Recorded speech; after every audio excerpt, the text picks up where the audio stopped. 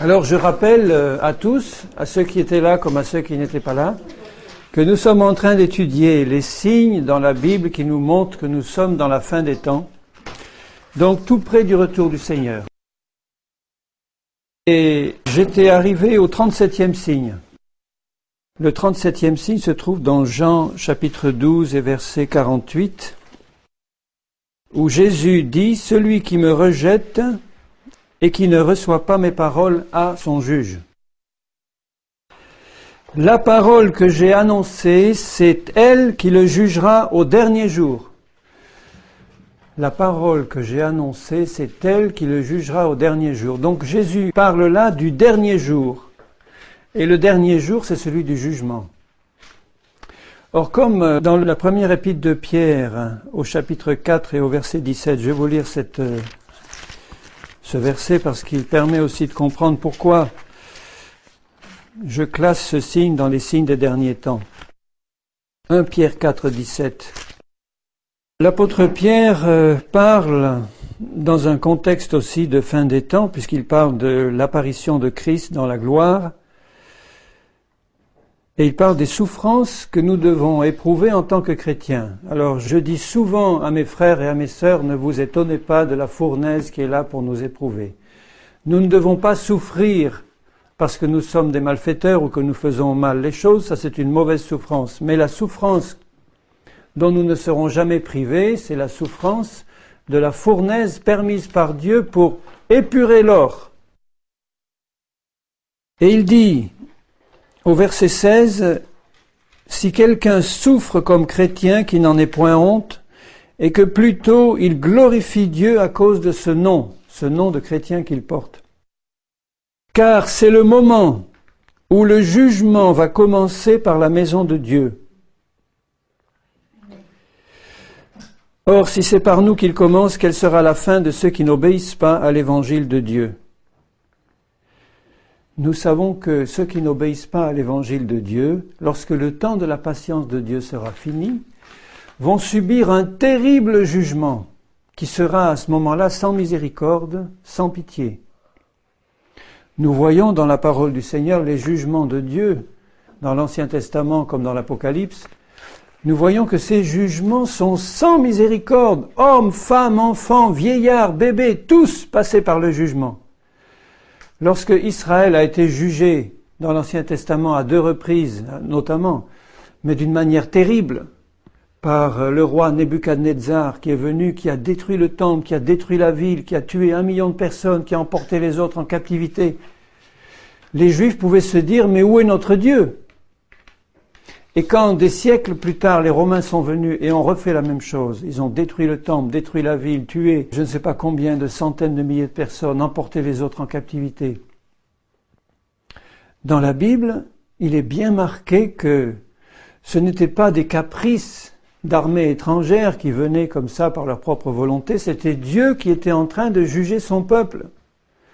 Or, si Dieu a jugé ainsi son peuple terrestre Israël, est-ce que vous croyez qu'il épargnera son peuple céleste, l'Église, puisqu'il est dit là que le jugement va même commencer par l'Église. Comme les temps de la fin sont des temps de jugement, le temps de la grâce arrive à sa fin, c'est toujours le temps de la grâce. Mais les jugements de Dieu vont s'accélérer dans la fin des temps. Et c'est pourquoi Jésus dit dans l'évangile de Jean, « Celui qui me rejette et qui ne reçoit pas mes paroles a son juge. La parole que j'ai annoncée, c'est elle qui le jugera au dernier jour. » Donc Dieu est en train de juger son peuple maintenant par sa parole. La parole est annoncée, ceux qui l'écoutent et qui la rejettent vont se mettre eux-mêmes sous le jugement de Dieu. Et avant le retour du Seigneur, comme le jugement commence par la maison de Dieu, le jugement va s'abattre de plus en plus sur les chrétiens qui osent s'opposer à la parole du Seigneur. Que ce soit des responsables, des pasteurs, des chrétiens de tous niveaux, de tous horizons, les jugements ont déjà commencé à tomber. Et ce seront des jugements terribles qui vont montrer qu'il s'agit d'un jugement. Je ne rentre pas dans les détails, mais regardez dans la parole de Dieu les jugements que Dieu envoie sur son peuple. Regardez les jugements qu'il promet à Israël dans Deutéronome 28, et vous aurez une idée des jugements qui sont en train de s'abattre sur le peuple du Seigneur qui rejette la parole de Dieu. Comme nous sommes dans des temps d'apostasie, des temps où la parole du Seigneur est transformée, elle est changée, on ajoute, on retranche, les chrétiens ne veulent plus, dans leur ensemble, de la pure parole du Seigneur. Ce qu'on appelle chrétiens. Les vrais chrétiens veulent toujours la parole du Seigneur. Mais ceux qui se disent chrétiens dans la terre entière, ce milliard d'hommes et de femmes qui se disent chrétiens et qui rejettent ouvertement la parole du Seigneur, sont en train d'entrer eux-mêmes volontairement sous les jugements de Dieu qui vont s'abattre et qui commencent à s'abattre. Et c'est la parole de Dieu qui va les juger, comme a dit Jésus. C'est-à-dire tout ce que Dieu a annoncé dans sa parole, qui va s'abattre sur ceux qui la rejettent, et qui donc, en la rejetant, rejettent Jésus, et en rejetant Jésus, rejettent le Père qui l'a envoyé. Il y a un temps de patience qui est encore le temps que nous vivons, mais c'est un temps où les jugements de Dieu commencent à s'abattre parce qu'ils commencent par sa maison. Donc c'est un avertissement pour nous chrétiens. Attention chrétiens! Ce n'est pas parce que Dieu tarde par compassion dans ses jugements, ce n'est pas parce qu'il attend quelquefois longtemps, qu'il n'a pas vu et entendu. Il ne laissera rien échapper, ni personne. Personne n'échappera. Vous entendez? Personne. De même que quand les jugements sont tombés, quand Noé a été dans l'arche, personne n'a échappé. Le seul moyen d'échapper, c'est de crier au Seigneur, d'avoir compassion de nous par Jésus-Christ son Fils et d'être à l'abri dans l'arche qui est Jésus. Quand on est en Jésus et qu'on marche avec un cœur honnête et bon dans les voies du Seigneur, on peut encore être plein de défauts, plein de choses à corriger, mais quand on a un cœur honnête et bon, on va recevoir l'enseignement du Seigneur et on va accepter qu'il nous change. Il va nous montrer. Comme Dieu ne veut pas juger ses enfants, ça lui fait pas plaisir de juger ses enfants, son peuple. Il commence par nous montrer les choses. Et si on a un cœur honnête et bon, même si on a un peu l'oreille dure, quelquefois, ou la nuque, eh bien, on va entendre, on va finir par écouter, parce que ces brebis vont écouter la voix de Jésus. Donc, ouvrez les yeux et regardez les jugements qui tombent sur l'Église, sur les pasteurs infidèles, sur ceux qui se sont fourvoyés dans des questions d'argent, d'impureté, tout ce que vous voulez, qui n'ont pas gardé la parole du Seigneur dans leur cœur pour la mettre en pratique. Les jugements tombent. C'est pas forcément une mort violente, une maladie, un accident, bien que ça peut prendre cette caractéristique-là, mais ça peut être aussi que Dieu va endurcir les cœurs et les plonger de plus en plus dans la séduction et dans l'apostasie sans aucune possibilité de retour en arrière. Parce que c'est fini. Dieu a prévenu, les cœurs n'ont pas voulu accepter, alors Dieu dit maintenant tu ne veux pas accepter, je vais endurcir ton cœur pour que tu tombes dans le trou. C'est très dur ce que Dieu dit à Ésaïe le prophète quand Ésaïe voit Jésus dans sa gloire et que le Seigneur dit « Mais qui enverrai-je » Et puis Ésaïe dit « Me voici, envoie-moi ». Et la réponse du Seigneur est terrible, je vais vous la lire dans Ésaïe chapitre 6 et au verset 8. On était dans des temps de jugement aussi, qui étaient annoncés. Il voit Jésus et le Seigneur lui dit au verset 8 « Qui enverrai-je et qui marchera pour nous ?» Je répondis « Me voici, envoie-moi ». Il dit alors, va et dis à ce peuple. Et ce peuple, c'était le peuple de Dieu qui ne marchait pas dans l'obéissance et qui allait être jugé. Et Dieu lui dit, va et dis à ce peuple, vous entendrez et vous ne comprendrez pas.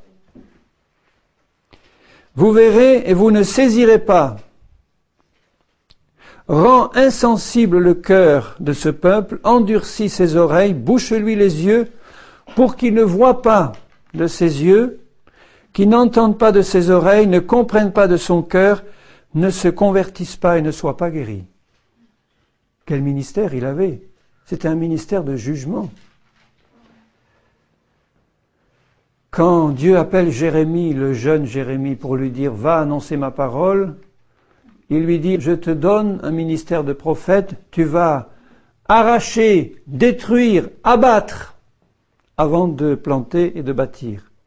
démolir, arracher, abattre. Regardez avant, encore un exemple, avant les grands jugements finaux de la fin de l'Apocalypse, la bataille d'Armageddon, et ces millions ou milliards de morts qu'il va y avoir à ce moment-là, Dieu envoie 2 témoins, et 2 témoins qui vont prêcher encore une fois l'Évangile, et qui vont exercer de la part de Dieu de terribles jugements sur la terre entière, pour qu'elle se repente, mais elle ne s'est pas repentie. Ils vont faire descendre le feu du ciel, ils vont détruire je ne sais pas combien d'hommes par le jugement de Dieu, dont ils seront les instruments. Et lorsqu'ils seront mis à mort par la bête, par l'Antichrist, le monde entier se réjouira parce qu'ils auront été tourmentés pendant 3 ans et demi par ces 2 témoins. Et ils ressuscitent sous les yeux du monde entier, là, à Jérusalem, devant les caméras de la télévision internationale. Ils vont ressusciter, monter au ciel, et à ce moment-là va commencer la bataille d'Armageddon, un grand tremblement de terre, etc. Des jugements. Alors, sachons-le, bien-aimés, si nous sommes dans les temps où Dieu, parce qu'il l'a annoncé, commence à juger sa maison, nous avons intérêt à marcher droit devant le Seigneur. Non pas que nous devons marcher avec la frousse dans le cœur et la crainte constamment du matin au soir, parce que c'est un Dieu de miséricorde et d'amour qui est notre Père. Il ne prend pas plaisir à juger ses enfants, mais il va certainement juger ceux qui ont la nuque raide, qui ne veulent rien entendre de ces avertissements d'amour pour leur demander de marcher par l'esprit et par la foi.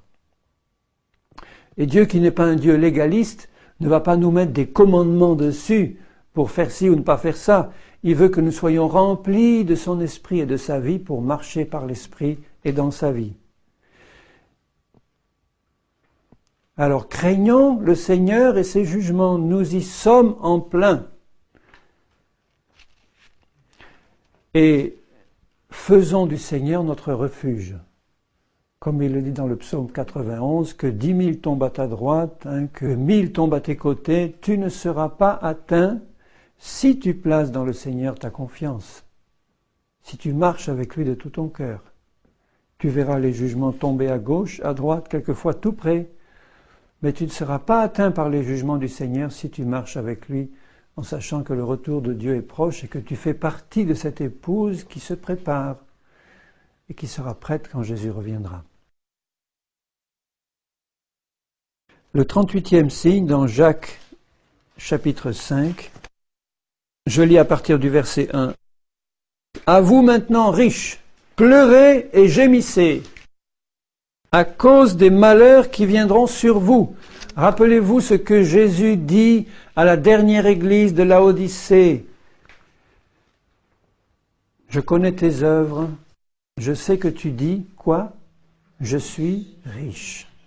Il ne me manque rien. » Donc là, il parle des richesses matérielles, les riches, mais il s'adresse aussi à ceux qui disent « je suis riche », qui sont plongés dans leur aveuglement spirituel et qui ne voient pas, qui sont misérables, pauvres, aveugles et nus devant Dieu.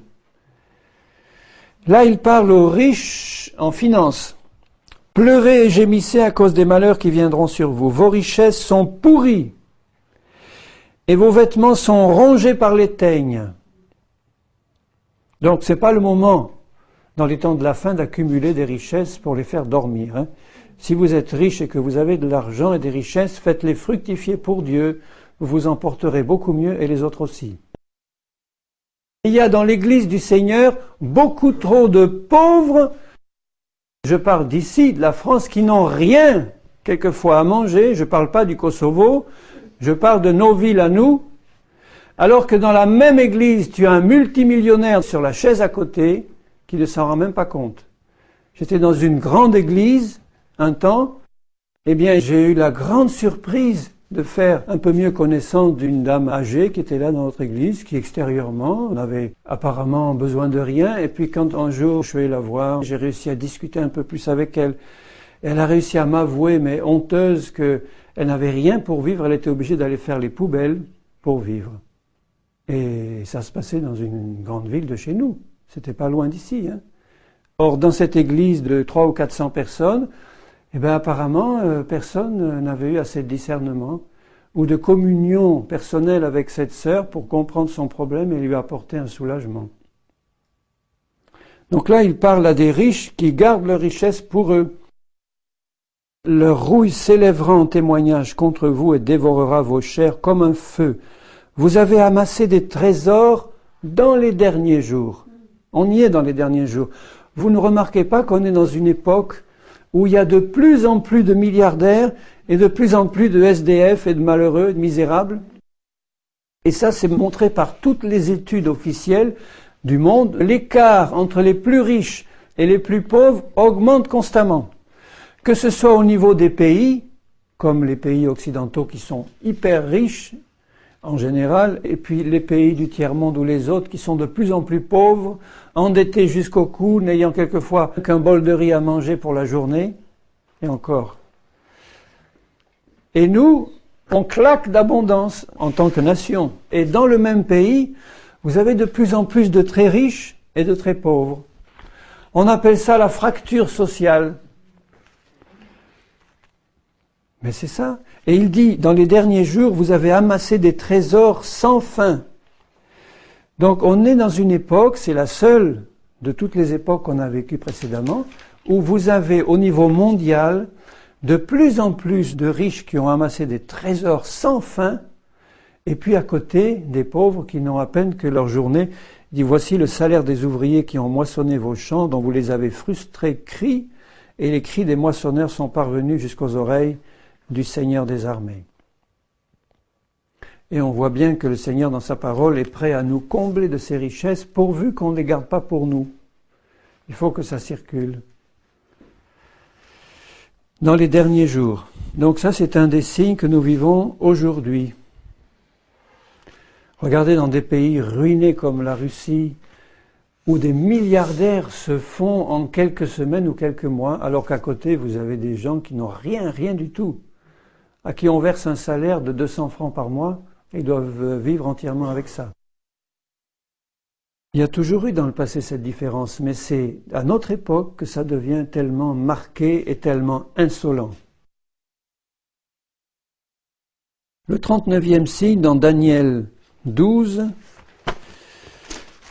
le livre de Daniel, au dernier chapitre de Daniel, le messager céleste qui vient dévoiler tant de choses à Daniel dit au verset 4, « Toi, Daniel, tiens secrètes ces paroles et scelle le livre. » C'était un livre de Dieu, le livre de Daniel. « Scelle-le jusqu'au temps de la fin. Plusieurs alors le liront et la connaissance augmentera. » Donc il montre que dans les temps de la fin, la connaissance va augmenter. Là, il parle d'une connaissance spirituelle, mais il y a aussi sur le plan humain, scientifique et extérieur à la fois, une augmentation de la connaissance qui est le signe des temps de la fin. On peut dire, mais c'est le progrès, c'est la science, c'est la technique, mais ce n'est que dans notre époque où vous avez une augmentation si fantastique de la science et de la connaissance. Ça n'a jamais existé dans les siècles précédents. Et en même temps, une augmentation de la connaissance spirituelle dans la parole. Et l'exemple le plus frappant que je peux présenter, c'est celui de la structure numérique de la Bible et des révélations qui sont faites maintenant sur la connaissance cachée qu'il y a dans la Bible, qui était complètement scellée jusqu'à présent. Et ce n'est que ces toutes dernières années qu'on vient de découvrir qu'il y a des messages codés, des messages secrets dans la Bible qui sont en train d'être révélés et qui sont en train de décrire toute l'histoire passée de l'humanité, des grands de ce monde et des petits de ce monde. Et on va de découverte en découverte tout aussi fantastiques les unes que les autres. Ce n'est que maintenant que ce signe a été dévoilé et que le livre scellé a été ouvert. Pas seulement le livre de Daniel, mais l'ensemble de la parole du Seigneur. Il y a aussi une révélation de la Bible de manière spirituelle que le Seigneur veut faire alors à ses enfants qui marchent fidèlement, qui est quelque chose de réjouissant aussi.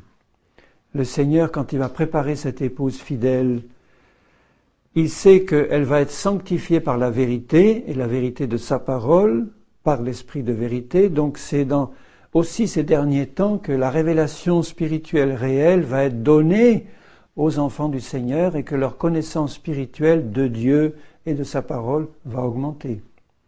On ne peut pas marcher saintement si on n'a pas une révélation personnelle de Dieu et de sa parole, en esprit et en vérité. La connaissance augmentera. le 40e signe dans Daniel toujours, au chapitre 2. Et vous remarquez que ces signes dont je parle n'étaient pas réalisés dans les siècles précédents. Certains, c'est tout récent, juste quelques années. Dans Daniel 2, dans ce chapitre, le Seigneur s'est servi de Daniel pour interpréter un songe que le roi Nabuchodonosor avait eu. Et le Seigneur montre à Daniel quelle est l'interprétation de ce songe. Et je lis au verset 31, Daniel parle au roi et lui dit « Ô roi, tu regardais et tu voyais une grande statue. Cette statue était immense et d'une splendeur extraordinaire. Elle était debout devant toi et son aspect était terrible. La tête de cette statue était d'or pur, sa poitrine et ses bras étaient d'argent, son ventre et ses cuisses étaient d'airain, ses jambes de fer, ses pieds en partie de fer et en partie d'argile. Tu regardais lorsqu'une pierre se détacha sans le secours d'aucune main, frappa les pieds de fer et d'argile de la statue et les mit en pièces. Alors le fer, l'argile, l'airain, l'argent et l'or furent brisés ensemble et devinrent comme la balle qui s'échappe du nerf en été. Le vent les emporta et nulle trace n'en fut trouvée. Mais la pierre qui avait frappé la statue devint une grande montagne et remplit toute la terre. Et il donne ensuite l'explication. Il montre que ces 5 parties de la statue correspondent à 5 empires, Nebuchadnezzar étant le premier, la tête d'or, jusqu'aux orteils des pieds, qui représentaient le 5e. Et il montre que au temps du dernier empire, une pierre descendra de la montagne, c'est Jésus, qui détruira cette statue qui représente l'ensemble du système du monde idolâtre qui a été mis en place par les hommes, la détruira et remplira toute la terre de la gloire de l'Éternel dans le millénium qui vient. Alors, il montre que ces royaumes qui suivent, en les décrivant, on peut reconstituer exactement quels étaient ces royaumes. Le premier, la tête, c'était Babylone, la tête d'or. Ensuite, le deuxième, c'était l'empire des Mèdes et des Perses, et on sait qu'il a remplacé l'empire de Babylone lorsque celui-ci s'est écroulé. Ensuite, il y a eu l'empire grec d'Alexandre. Donc la tête en or, c'était Nebuchadnezzar, c'était l'empire babylonien. La poitrine et les bras d'argent, c'était l'empire médo-perse. Ensuite, le ventre et les cuisses d'airain, c'était l'empire grec d'Alexandre. Les jambes de fer, c'était l'empire romain qui a suivi et qui a à ce moment-là rempli toute la terre. Et ensuite les pieds, les 10 doigts de pied, mélange de fer et d'argile, représentent le dernier empire romain qui se reconstitue en ce moment même sous nos yeux, c'est-à-dire l'Union européenne ou le marché commun, le traité de Rome, qui reconstitue le dernier empire romain, dont nous parle aussi un peu plus loin le livre de Daniel et l'Apocalypse, en nous parlant de ces 10 rois qui représentent les 10 orteils du dernier royaume, d'où sortira l'Antichrist. Et le Christ viendra à ce moment-là, la pierre vivante qui descendue de la montagne, détruira ce royaume-là et l'anéantira pour remplir la terre. Donc de ces 5 empires, il y en a 4 qui sont passés, et un qui devait être le dernier empire de la fin des temps, qui est celui dont nous voyons la reconstitution sous nos yeux, l'Empire romain nouveau. Appelez ça l'OTAN ou autre, mais enfin, vous avez dans ce qui se passe actuellement avec l'OTAN une image de ce que sera le grand empire mondial de l'Antichrist, dont la puissance sera basée en Europe, puisque l'Empire romain, c'est l'empire qui a son siège à Rome, et cet empire-là aura son siège à Rome, puisqu'il sera en association avec l'Église apostate qui a son siège à Rome, et il se constitue sous nos yeux en tant que dernier empire romain en train d'être reconstitué. Au verset 43, il dit « Tu as vu le fer mêlé avec l'argile parce qu'ils se mêleront par des alliances humaines, mais ils ne seront point unis l'un à l'autre. » On le voit aujourd'hui dans ces alliances qu'on a sous nos yeux. Regardez l'alliance de l'OTAN, des 19 pays, ils n'arrivent pas à se mettre d'accord sur ce qu'il faut faire, ne pas faire, etc. Ils ne seront point unis l'un à l'autre, de même que le fer ne s'allie point avec l'argile. Dans le temps de ces rois, de ces 10 derniers rois, et ces 10 rois représentent les 10 chefs mondiaux qui vont régner et qui vont donner le royaume à l'Antichrist. Dans le temps de ces rois, le Dieu des cieux suscitera un royaume qui ne sera jamais détruit. C'est le royaume de Dieu dont Jésus est le chef. Et qui ne passera pas sous la domination d'un autre peuple, il brisera et anéantira tous ces royaumes-là. Donc pour que la pierre, Jésus et son royaume, viennent détruire cet assemblage de 10 rois qui sont représentés par les orteils, il faut que les temps arrivent où ce royaume se reconstitue. Et nous sommes dans ces temps-là. D'ailleurs, dans Daniel 7, un peu plus loin, en songe, il voit un certain nombre d'animaux qui sortent et qui se présentent devant lui. Et il dit au verset 3, 4 grands animaux sortirent de la mer, différents l'un de l'autre. Le premier était semblable à un lion et avait des ailes d'aigle. Je regardai jusqu'au moment où ses ailes furent arrachées. Il fut enlevé de terre et mis debout sur ses pieds comme un homme, et un cœur d'homme lui fut donné. Et voici un second animal était semblable à un ours, et se tenait sur un côté. Il avait 3 côtes dans la gueule entre les dents, et on lui disait, lève-toi, mange beaucoup de chair. Après cela, je regardai, voici un autre, donc un troisième, semblable à un léopard, et avait sur le dos 4 ailes comme un oiseau, et cet animal avait 4 têtes, et la domination lui fut donnée.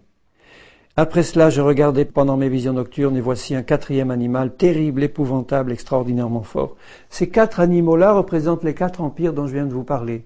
L'empire babylonien, l'empire médo-perse, l'empire grec, et puis l'empire romain. Terrible, qui mangeait et brisait tout. Il foulait aux pieds ce qui restait. Il était différent de tous les animaux précédents et avait 10 cornes.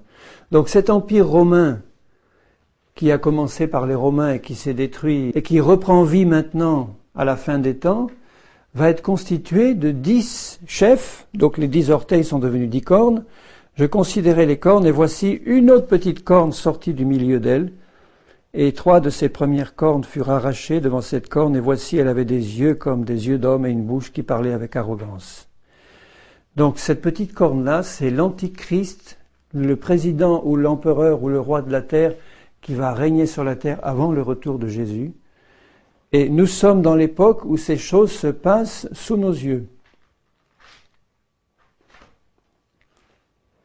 Et après on voit le jugement final et l'ancien des jours qui s'assied, etc. Et on donne la domination, au verset 14, à Jésus sur la terre entière. Je n'ai pas le temps de m'attarder sur ce nouvel empire romain qui est en train de se faire sous nos yeux, mais il a commencé par le traité de Rome, qui a créé le marché commun. C'est curieux que ça a été signé à Rome, et ensuite il va en constituant une alliance d'abord économique, puis ensuite politique, qui est en train de se faire maintenant sous nos yeux. Et de cette alliance politique-là va sortir une confédération européenne d'États avec 10 chefs, dont l'un deviendra l'Antichrist. On y est en ce moment, on y est en plein. Le nouvel ordre mondial se met en place. Le 41e signe dans Zacharie 12. Zacharie, l'un des petits prophètes, mais tellement important en ce qui concerne les événements de la fin. C'est un peu comme l'Apocalypse de l'Ancien Testament, aussi avec Daniel. Dans Zacharie 12, donc c'est un contexte de fin des temps. Tous ces chapitres de la fin de Zacharie parlent des événements de la fin. Et au chapitre 12 et au verset 2, le Seigneur dit, « Voici, je ferai de Jérusalem une coupe d'étourdissement pour tous les peuples d'alentour, et aussi Juda dans le siège de Jérusalem.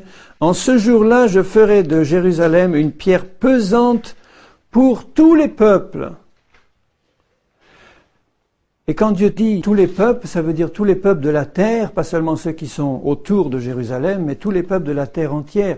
Or, dans les temps historiques passés, Jérusalem n'a jamais été une pierre pesante pour tous les peuples du monde.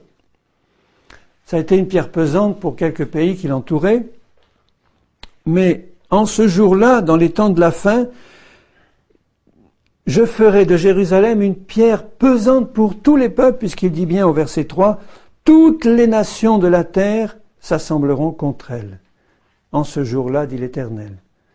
Donc on est en train de vivre en ce moment ceci, c'est que Israël devient de plus en plus isolé. Quand on y a été et que je demandais à un policier, mais qui sont vos amis? Il me dit, actuellement ce n'est que les États-Unis. Et encore, ils sont en train de s'écarter. Ils se rapprochent des Palestiniens, ils sont en train de taper de plus en plus sur les doigts à Israël, d'essayer de faire pression pour que Israël se soumette aux recommandations internationales, etc. Dernièrement, au cours d'une résolution votée à l'ONU pour conseiller ou forcer Israël de s'engager dans des discussions un peu plus sérieuses avec les Palestiniens, tout le vote de toutes les nations de la terre comprenant l'ONU s'est fait contre Israël, sauf les États-Unis et la Micronésie, c'est un minuscule petit pays de l'Océanie, absolument minuscule. Donc il n'y avait que 2 pays dans toutes les nations du monde qui ont voté pour Israël, alors que toutes les autres nations ont voté contre. On n'est pas loin du temps où Israël sera complètement isolé et on voit les États-Unis s'écarter de plus en plus d'Israël. S'il n'y avait pas les 5 millions de Juifs qui pèsent lourd dans la balance, dans les votes aux États-Unis et puis dans l'économie par leur argent, s'il n'y avait pas ces 5 millions de Juifs-là, je suis sûr que les États-Unis seraient encore bien plus loin dans l'abandon d'Israël. Il y a aussi le vote des chrétiens et le vote des Juifs, mais les États-Unis sont en train de s'écarter d'Israël. Donc nous sommes dans les temps où Jérusalem devient une pierre pesante pour tous les peuples. On y est. Et nous voyons que dans les chapitres qui suivent, il s'agit bien du retour du Seigneur qui est annoncé là, puisque on voit par exemple au chapitre 14, il dit « Voici le jour de l'Éternel arrive ». Au verset 2, « Je rassemblerai toutes les nations pour qu'elles attaquent Jérusalem ». Donc il répète ce que nous venons de lire au chapitre 12. « La ville sera prise, les maisons seront pillées, les femmes violées, la moitié de la ville ira en captivité. Mais le reste du peuple ne sera pas exterminé de la ville. L'Éternel paraîtra et il combattra ces nations. » C'est la bataille d'Armageddon. « Comme il combat au jour de la bataille, ses pieds se poseront en ce jour sur la montagne des Oliviers, qui est là juste en face, qui est vis-à-vis de Jérusalem du côté de l'Orient. La montagne se fendra par le milieu à l'Orient et à l'Occident et il se formera une très grande vallée. C'est au moment où Jésus, l'Éternel, va poser les pieds sur le mont des Oliviers que la bataille s'arrête et que Jésus commence à régner sur la terre, sur ce qu'il en reste. Donc on est dans les temps où Jérusalem devient une pierre pesante pour toutes les nations et nous devons suivre avec attention tout ce qui se passe à Jérusalem et en Israël. Les signes les plus puissants vont se faire là.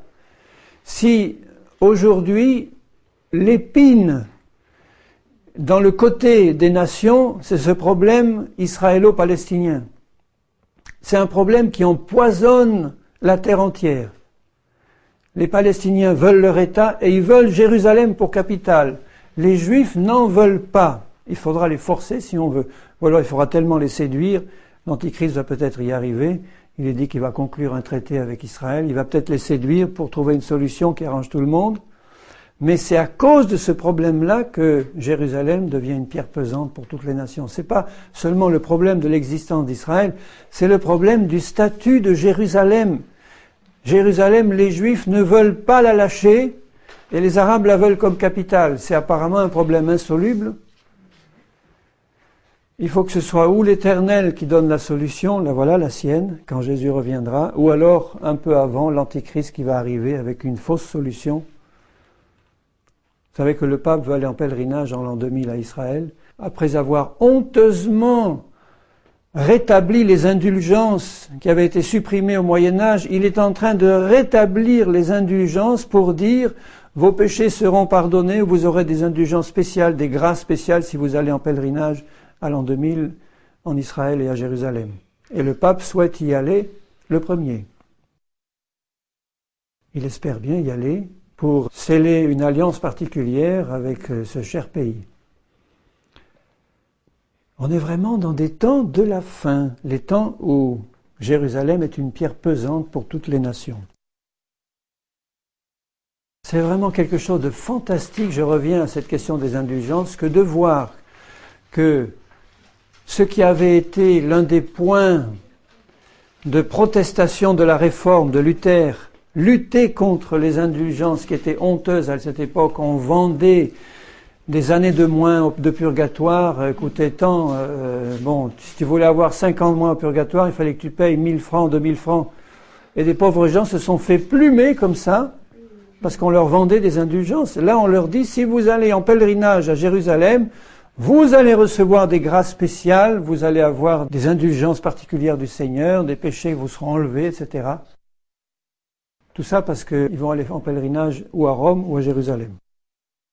C'est-à-dire qu'on rétablit les indulgences sous les yeux de tous les protestants qui sont en train de tomber dans la besace du catholicisme sans rien dire.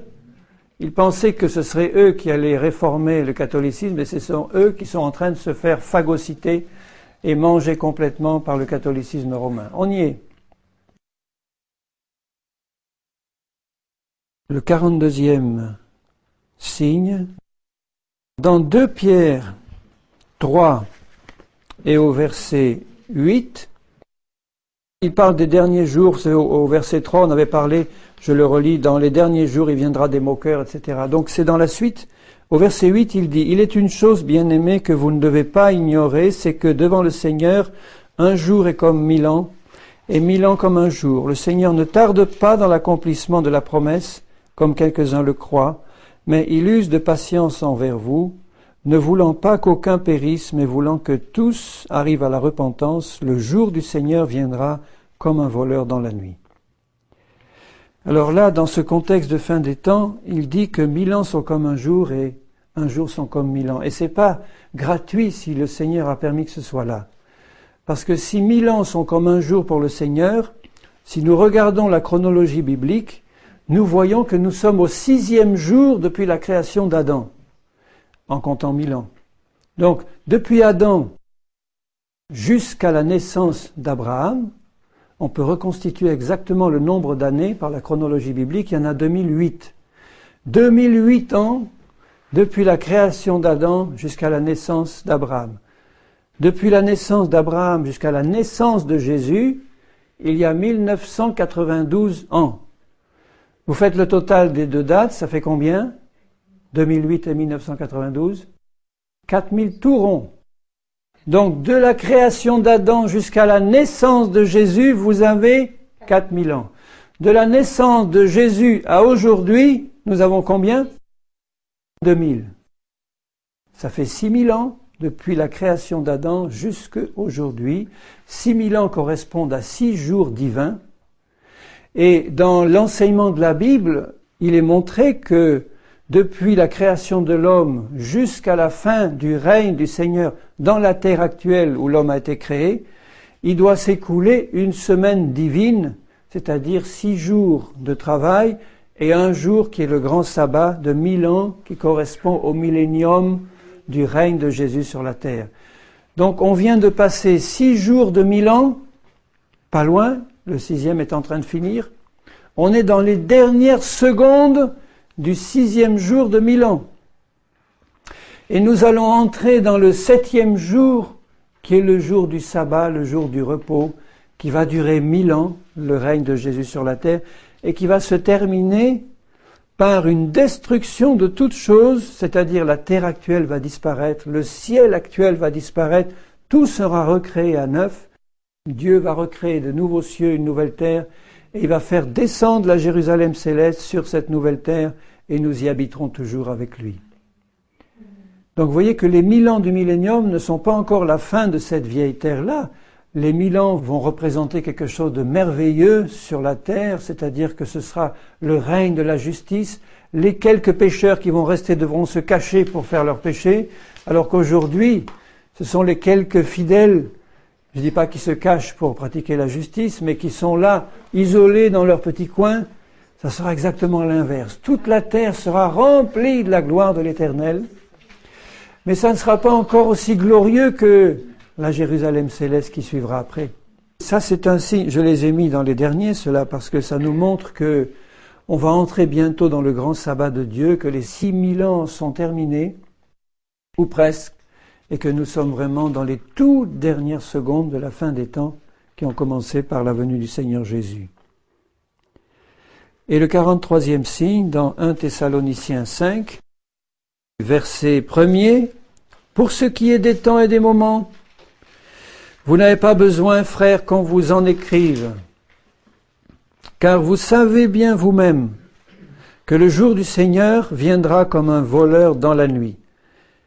Quand les hommes diront, le voilà le 43e, paix et sûreté ou paix et sécurité, alors une ruine soudaine les surprendra comme les douleurs de l'enfantement surprennent la femme enceinte et ils n'échapperont point. » Ensuite suivent des conseils pratiques pour la marche dans les derniers temps.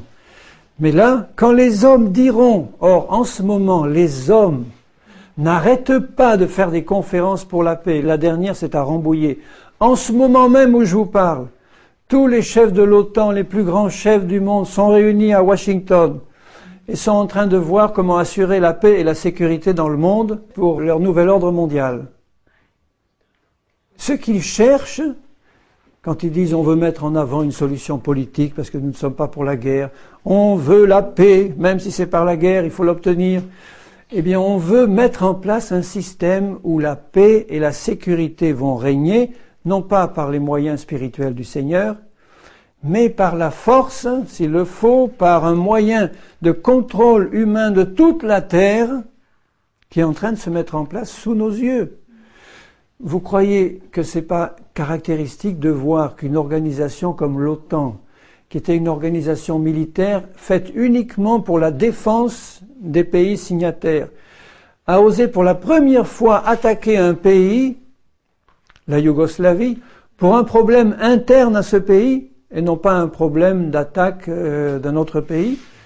C'est comme si l'Amérique était venue bombarder la France au temps de la guerre d'Algérie en disant « la France est en train de faire des crimes contre l'humanité en Algérie et on va la forcer à amener la paix dans ce pays par des moyens militaires. » Je ne fais pas de politique, mais c'est pour vous montrer que les hommes cherchent par tous les moyens à mettre en place la paix et la sécurité. Le mot-clé, c'est ça, sécurité dans la paix ou paix dans la sécurité. Les négociations entre Israéliens et Palestiniens, c'est ça qui est au centre, les problèmes de sécurité et de paix. Partout, les hommes cherchent à mettre en place un moyen d'assurer la paix et la sécurité, mais par la force, par des moyens militaires, par un système humain qui va tout contrôler. Et quand les hommes diront paix et sûreté, une ruine soudaine va les surprendre. On y est. La ruine soudaine va tomber d'un coup. Et personne ne s'en doutera. Mais nous ne sommes pas de ceux qui dorment pour nous laisser surprendre, nous sommes de ceux qui avons été avertis par le Seigneur, on a l'oreille ouverte et on est prêt à partir quand la trompette va sonner. Donc en conclusion, je vais, puisque je suis dans 1 Thessaloniciens, lire un verset ou deux de la suite. Toute la suite du chapitre 5, c'est-à-dire du verset 4 au verset 24, nous montre quelle attitude nous devons avoir dans ces temps de ténèbres. Il dit, au verset 6, « Ne dormons donc point comme les autres, mais veillons et soyons sobres. » Et Jésus a dit à ses disciples, en leur donnant des conseils pratiques pour la fin des temps, il a dit « Veillez et priez. » Veillez et priez en tout temps. Veillez, ça veut dire ayez les yeux ouverts sur ce qui se passe et sur Dieu. Prier, ça veut dire rester constamment en communion avec Dieu pour avoir la force de passer au travers de ce qui va venir. Ce n'est pas le moment de marcher par la chair. Ce n'est pas le moment de faire des bêtises spirituelles. Ce n'est pas le moment de se laisser aller à être indulgent envers soi-même en disant « Bon, ça va, j'ai affaire à un Dieu de miséricorde, on peut se donner un peu de bon temps. » C'est pas ça du tout. Au contraire, veillons, prions, soyons sur nos gardes, restons en communion avec le Seigneur, parce que les temps sont là. Je lirai dans Marc 13, 33. Jésus vient de dire, pour ce qui est du jour ou de l'heure, personne ne le sait, ni les anges dans le ciel, ni le Fils, mais le Père seul. Et il ajoute au verset 33, prenez garde, veillez et priez, car vous ne savez quand ce temps viendra, vous ne savez quand le jour et l'heure seront là. Donc il dit, prenez garde, veillez et priez. Faisons ce que Jésus nous demande de faire. Prenons garde. Ça veut dire, faisons attention.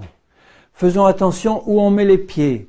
Faisons attention à ce qu'on écoute, qui on fréquente. Faisons attention aux choses qu'on laisse entrer dans notre cœur. Ça ne veut pas dire qu'on va se mettre dans un monastère ou dans un coin de montagne pour s'y enterrer. C'est pas ça du tout. Il faut garder le cœur attaché au Seigneur et à sa parole. Veillez et priez. Prenez garde, veillez et priez. Alors, si tu prends garde et que tu veilles seulement, tu passeras pas.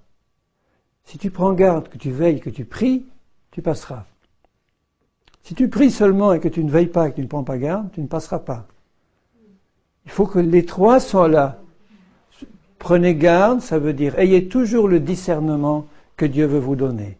Prendre garde à moi-même, prendre garde aux autres. Le Seigneur est là et il nous dit par son esprit, prends garde à gauche, prends garde à droite, prends garde devant. Fais attention, le Seigneur est là pour nous ouvrir les yeux. C'est lui qui va le faire en nous si nous sommes attachés à lui.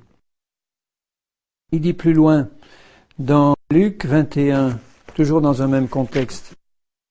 Je lis à partir du verset 34. « Prenez garde à vous-même, dit Jésus, de peur que vos cœurs ne s'apesantissent par les excès du manger et du boire. » Vous voyez comment des cœurs peuvent s'apesantir par une chose aussi triviale que les excès du manger et du boire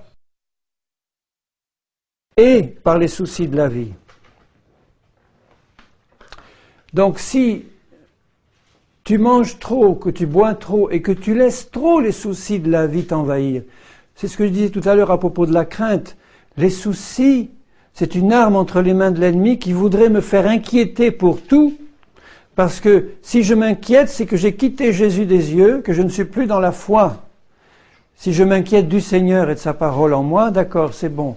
Mais si je m'inquiète de quoi je vais vivre aujourd'hui, de quoi je vais manger demain, de quoi je vais me vêtir, et pour ci, et pour ça, et pour ma retraite, et pour les salaires qui diminuent, et les prix qui augmentent, si je laisse les soucis de la vie envahir mon cœur, il va s'apesantir.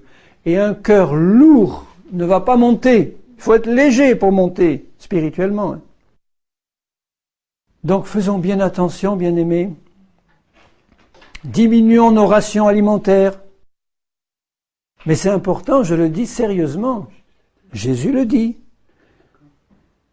Il ne dit pas soyez super spirituels, et il dit que vos cœurs ne s'apesantissent pas. Il aurait pu dire que vos corps ne s'apesantissent pas, mais là il montre qu'il y a une relation étroite entre les excès de manger et de boire et la situation du cœur. Ça appesantit le cœur, ça l'alourdit, et les soucis aussi. On se charge de tas de soucis, on devient tellement lourd qu'on ne montera pas quand la dernière trompette va sonner. Et c'est pour ça qu'il dit « Veillez donc et priez en tout temps. » Tu peux me dire « Ah oui, mais c'est dur ça, moi. Si Jésus, il ne se rend pas compte de ce qu'il me demande là. » Veillez et priez en tout temps, ça veut dire quoi en tout temps? Ça veut dire en tout temps. À chaque moment de la journée, tu entends, tu te lèves, tu penses à Jésus. Tu te rases, tu penses à Jésus. Tu te laves les dents, tu es en communion avec Jésus. Tu prépares ton repas, tu es en communion avec Jésus. Tu fais ton ménage, tu vas au bureau ou au travail, tu penses à Jésus. Tu es tout le temps branché en haut et jamais tu ne quittes Jésus et sa parole des yeux. On t'insulte, tu penses à Jésus. On te fait une crasse, tu penses à Jésus. Et tu dis, Seigneur, on t'en a fait de bien pire que ça. Tu me rends participant de tes souffrances. Quelle grâce! J'entends encore des chrétiens se plaindre parce qu'on les traite injustement. Et pourtant, je vous l'ai répété et dit 100 fois, quand on te traite injustement, Réjouis-toi. Dis merci Seigneur, j'ai été jugé digne d'être traité injustement. C'est ça qui m'attend. Je dois encore secouer de chers frères et sœurs avec amour pour leur dire, mais tu ne comprends pas qu'on t'a fait une grâce. Si on te traite injustement, si tu as l'impression, écoute bien, si tu as l'impression qu'on te traite injustement, parce que quelquefois c'est pas le cas, si tu as l'impression qu'on te traite injustement, je dis la première des choses à faire, si tu écoutes, tu te mets devant Dieu en disant, quelle est la part de vérité dans ce qui vient de m'être dit? Montre-moi, Seigneur. Et puis si honnêtement, il n'y a aucune part de vérité, alors là tu dis, alors là c'est la grâce de Dieu qui me touche de plein fouet. Seigneur, honnêtement, j'ai rien fait de mal, tu me le montres, et je suis quand même injustement traité. Jésus dit, tu considères ça comme une grâce de Dieu. Tu es en train de grandir spirituellement, et Jésus sait maintenant que tu peux passer au travers d'une injustice sans rouspéter. Le signe d'un chrétien qui est encore enfant et charnel, c'est un chrétien qui rouspète quand on le traite injustement. Quand tu as commencé à grandir et à prendre le message de la croix, tu te réjouis d'être injustement traité, mais tu te réjouis dans le fond de ton cœur, pas parce qu'il faut se réjouir tout en grinçant des dents, mais dans le fond de ton cœur, tu te réjouis. Dans la fin des temps, nous allons être tellement injustement traités, persécutés, maltraités, y compris par ceux qui nous sont les plus proches. C'est toujours par cela qu'arrivent les plus grands problèmes. Vous l'avez remarqué. Ce n'est pas ceux qui sont loin qui nous causent le plus de problèmes, ceux qui sont tout proches. Donc il faut que nous soyons capables d'être comme Jésus, tellement en communion avec lui qu'on va pouvoir se réjouir quand ça arrive. Mais vraiment. Et là, l'épouse est sans ride ni tache ni rien de semblable, parce que le message de la croix est bien passé. La chair a été crucifiée à la croix avec ses passions et ses mauvais désirs. C'est fait, on l'a reçu par la foi et on marche par l'Esprit du Seigneur. On est prêt. Et d'ailleurs, je lirai pour terminer dans Matthieu 24, toujours dans les paroles du Seigneur Jésus. Cette communion personnelle avec Jésus, elle est irremplaçable. Seigneur, qu'est-ce que tu en penses, toi? Montre-moi dans ta parole ou par ton esprit. Tu vas me parler. Matthieu 24, verset 42. Veillez donc, puisque vous ne savez pas quel jour votre Seigneur viendra. Sachez-le bien. Si le maître de la maison savait à quelle veille de la nuit le voleur doit venir, il veillerait et ne laisserait pas percer sa maison. On est dans des temps où le voleur va essayer de percer la maison. On est dans la nuit. Veillons pour ne pas laisser le voleur percer la maison. Le voleur, c'est le diable. Le diable vient avec ses séductions et ses mensonges. Veillons.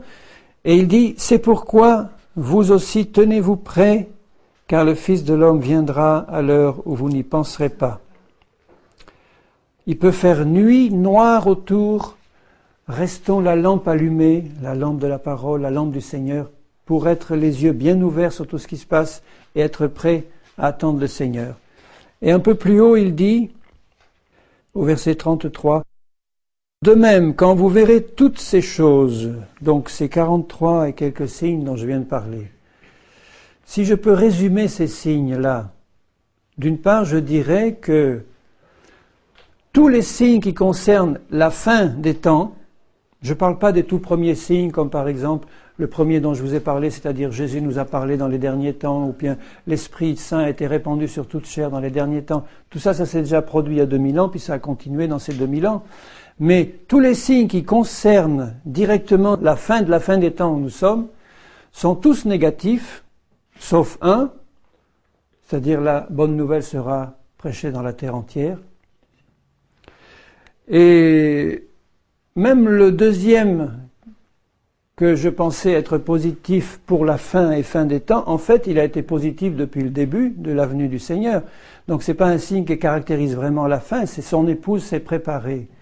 Or son épouse s'est préparée, ceux qui sont morts il y a 2000 ans, et qui auraient été prêts si Jésus était venu à ce moment-là, font partie de l'épouse qui s'était préparée à ce moment-là. Donc l'épouse a toujours été prête, elle, dans tous les temps et tous les siècles. Des chrétiens fidèles qui ont marché vraiment sans compromis font partie de ceux qui vont ressusciter les premiers, et nous, tout de suite après, nous serons changés en un clin d'œil. Mais donc, ils font partie de ceux qui étaient prêts, il leur a été donné de se préparer, de faire partie de l'épouse du Seigneur. Donc, c'est pas un des signes qui caractérise vraiment les derniers temps, comme Daniel, la connaissance augmentera, ou les richesses, etc. Donc, si dans l'ensemble des signes, il y en a très peu qui sont vraiment positifs, la quasi-totalité des signes montre un tableau plutôt noir et négatif. La foi qui diminue, l'amour qui diminue, l'apostasie qui grandit, etc.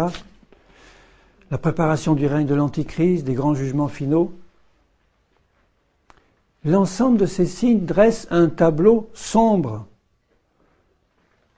La seule lumière qui brille là, au milieu de ce tableau, c'est l'épouse qui se prépare à la venue de son Seigneur. Jésus dit, je relis au verset 33, « Quand vous verrez toutes ces choses, sachez que le Fils de l'homme est proche, à la porte. » Et je pense que le Seigneur pensait à l'accomplissement de tous les signes qu'il nous a montrés et à la période qui verrait le plein accomplissement de tous ces signes dont il a parlé. Et cette époque, c'est la nôtre. C'est la seule époque où, de tous les signes que je viens de mentionner, ils sont tous ou accomplis, ou en train de s'accomplir depuis le début, ou en train de finir de s'accomplir sous nos yeux. Et comme Jésus a dit, quand vous verrez ces choses commencer, hein, il le dit à propos du figuier, là, un peu plus haut, quand vous verrez toutes ces choses, dès que ces branches deviennent tendres et que les feuilles, de même, quand vous verrez toutes ces choses, sachez que le Fils de l'homme est proche, à la porte. Et il rajoute, je vous le dis en vérité, cette génération ne passera pas que tout cela n'arrive, le ciel et la terre passeront, mais mes paroles ne passeront pas. Alors certains peuvent dire, mais de quelle génération parle-t-il, puisqu'il dit cette génération ne passera pas que tout cela n'arrive. Certains l'ont interprété comme faisant mention de la génération du temps de Jésus, puisque Jésus dit cette génération ne passera pas. Il ne parlait pas de la génération qui l'entourait, il parlait de la génération qui verra l'accomplissement de tous les signes. Donc si on arrive à une génération qui voit l'accomplissement de tous les signes mentionnés, il dit bien cette génération-là ne passera pas, elle ne se terminera pas, une génération biblique c'est 40 ans, elle ne se terminera pas avant que le Seigneur revienne.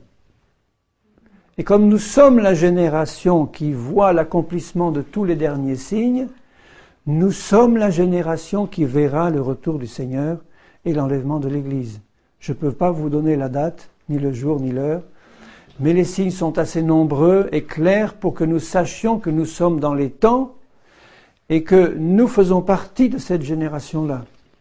Et moi, ça me réjouit le cœur de savoir que je fais partie, que quand je me retourne en arrière et je dis, mais Seigneur, 2000 ans de chrétiens se sont écoulés, 2000 ans, de même que les Juifs, d'année en année, disaient « l'année prochaine à Jérusalem », quand ils se voyaient, c'était leur salutation, « l'année prochaine à Jérusalem ». On finit par rentrer à Jérusalem. Il y a un jour où nous, nos yeux le verront, et quand on se rend compte, on devrait se dire non pas l'année prochaine à Jérusalem, mais là, la minute qui suit, ça peut être d'une minute à l'autre. À bientôt, quand on se quitte le soir, on dit à demain, ou à la Jérusalem céleste, ou du moins au retour du Seigneur, il va venir bientôt. Il va nous prendre, nous enlever à sa rencontre, nous faire éviter ces jugements terribles qui vont venir. Ne crains pas de faire partie de ceux qui vont rester.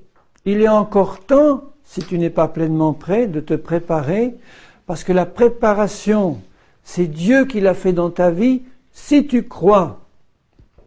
Si tu ne doutes pas, si tu doutes en disant « Oh, je ne sais pas si je vais faire partie de ceux qui vont être enlevés, en fait, je n'ai aucune certitude. » Pourquoi est-ce que tu dis ça? Tu dis ça parce que tu vis dans le péché et tu le sais? Alors évidemment, tu ne peux pas monter. La solution, elle est simple. Tu vas trouver Jésus, tu lui demandes pardon pour tes péchés et tu crois que Jésus te pardonne et tu arrêtes de les pratiquer. Mais si tu dis ça parce que tu n'as pas d'assurance, tu es dans la crainte ou le doute, tu vas auprès du Seigneur et tu lui dis « Seigneur, je veux partir avec toi quand la trompette va sonner. Je veux que tu me remplisses de ta foi parce que je veux faire partie de ceux qui vont partir. Remplis-moi de foi, remplis-moi de la connaissance de ta parole, remplis-moi de tout ce qu'il me faut pour pouvoir partir. Tu vas recevoir la foi pour être